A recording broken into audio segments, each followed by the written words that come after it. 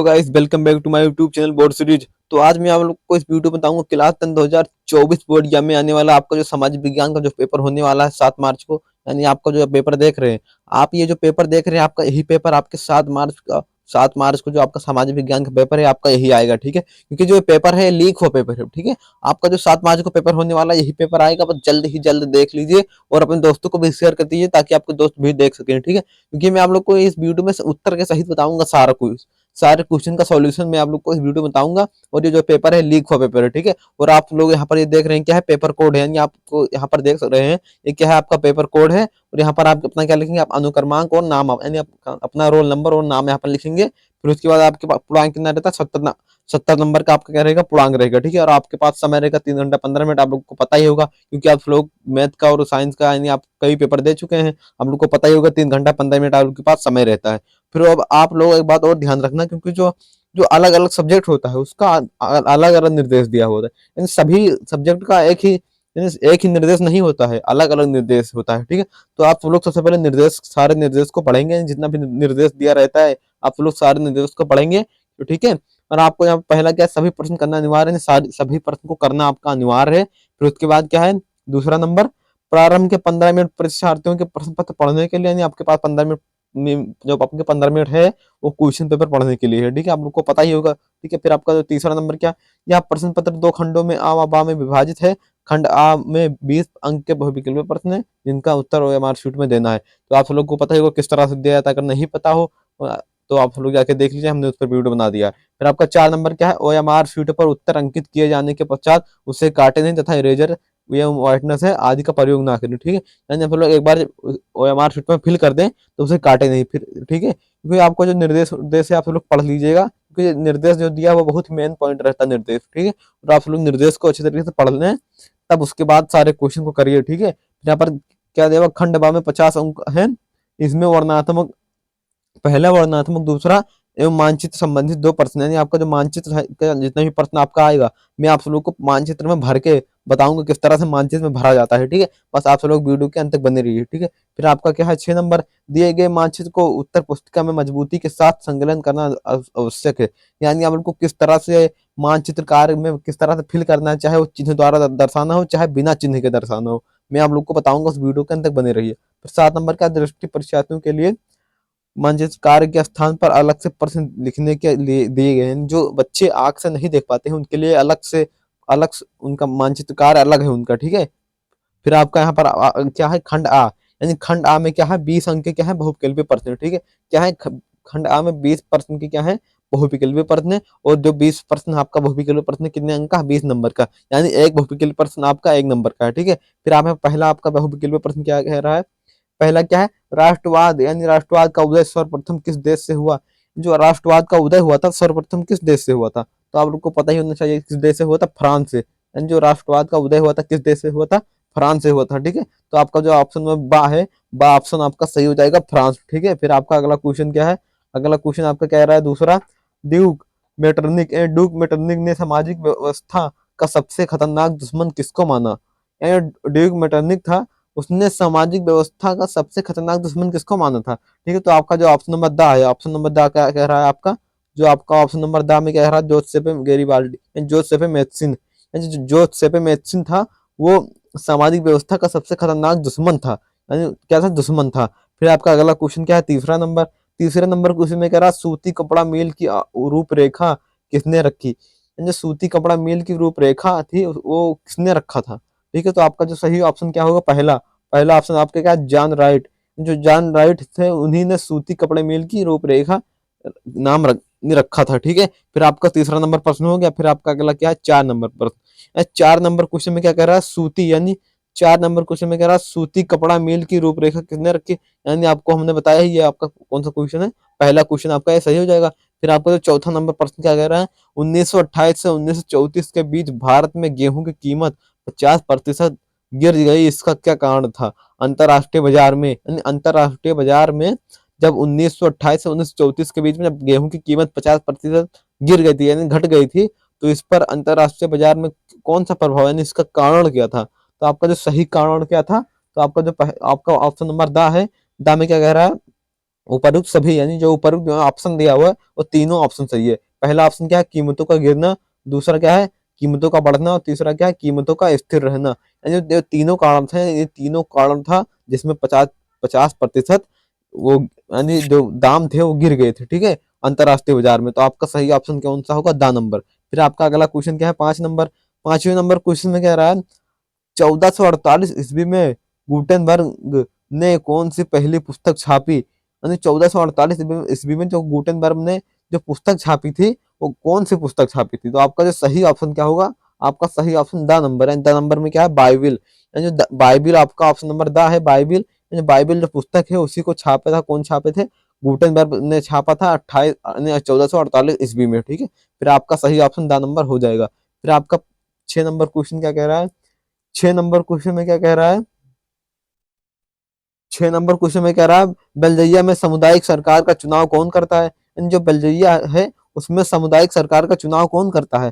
तो आपका जो पहला ऑप्शन क्या कह रहा है, पहला ऑप्शन कह रहा है एक ही भाषा बोलने वाले लोग। बा नंबर क्या रहा है, सभी भाषाओं को बोलने वाले लोग।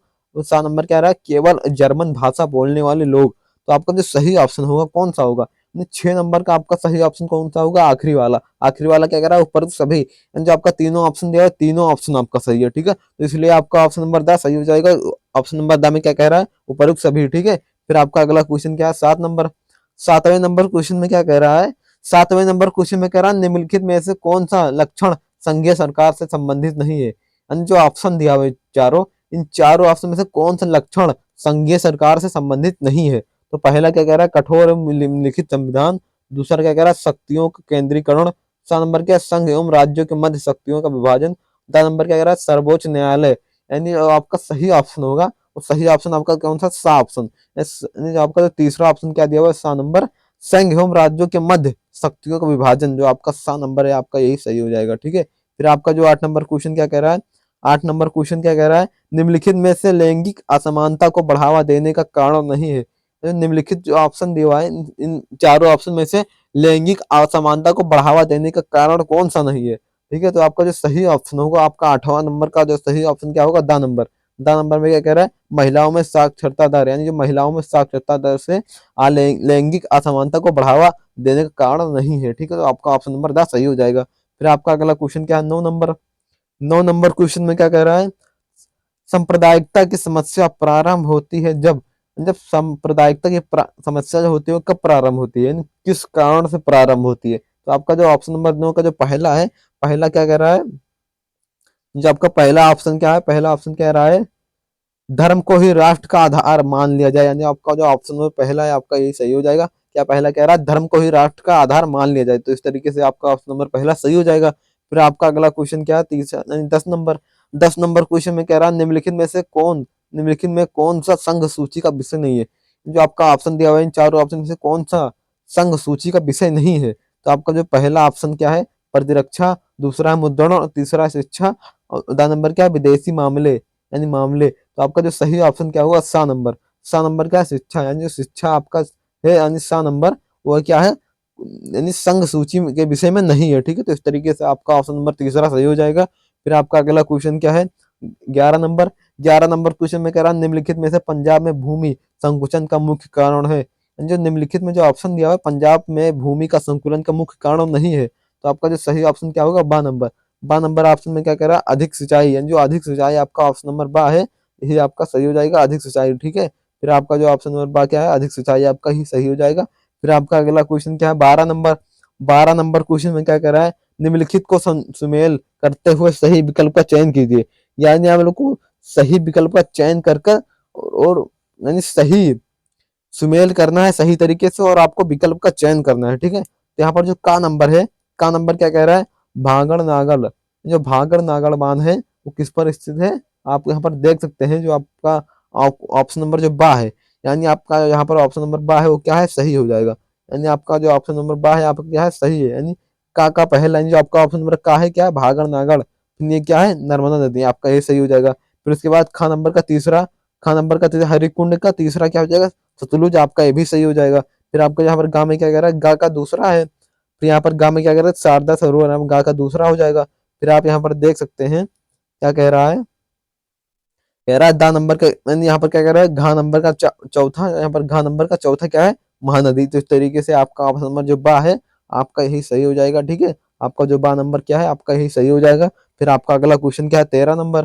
13 नंबर क्वेश्चन में क्या कह रहा है, निम्नलिखित में से प्राथमिक क्षेत्र का क्रियाकल्प है, यानी जो ऑप्शन दिया हुआ है इनमें से कौन सा प्राथमिक क्रियाकल्प क्षेत्र है। ठीक है, तो आपका जो ऑप्शन नंबर का नंबर क्या है, मछली पकड़ना, खा नंबर क्या है, कृषि, और गा नंबर क्या है, गुड़ बनाना, और घा नंबर क्या है, डेयरी। यानी आपका जो सही विकल्प क्या होगा, पहला ऑप्शन यहाँ पर कह रहा है केवल का, और बा नंबर क्या कह रहा है, का एवं गा, और सा नंबर क्या कह रहा है, का खा एवं घा, और दा नंबर क्या कह रहा है का एवं घा।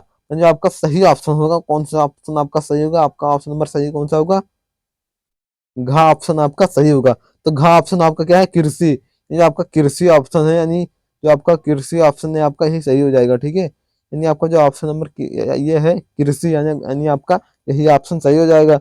यहाँ पर आप देख सकते हैं यहाँ पर क्या कह रहे हैं, ऑप्शन खा एवं गा, यानी कृषि से ही डेयरी, यानी जो कृषि होते हैं वो भी डेयरी का ही काम करते हैं यानी। ठीक है, आपको ये समझ में आ गया। तो इस तरीके से आपका जो सही ऑप्शन कौन सा होगा, आपका यहाँ पर आप देख सकते हैं आपका सही ऑप्शन दा नंबर होगा। दा नंबर में क्या है, का खा एवं घा, खा क्या है कृषि, घा क्या है डेयरी, यानी आपका जो ऑप्शन नंबर दा होगा आपका सही हो जाएगा। फिर आपका 14 नंबर क्वेश्चन क्या कह रहा है, सार्वजनिक एवं निजी क्षेत्र को किस आधार पर वर्गीकृत किया जाता है, यानी जो सार्वजनिक एवं निजी क्षेत्र होता है उसको किस आधार पर वर्गीकृत किया जाता है। ठीक है, आपका जो सही विकल्प कौन सा सही होगा, आपका सही विकल्प सा नंबर सही होगा। सा नंबर क्या विकल्प में क्या कह रहा है, उद्योग का स्वामित्व, यानी उद्योग का स्वामित्व आपका सा नंबर सही हो जाएगा, उद्योग का स्वामित्व।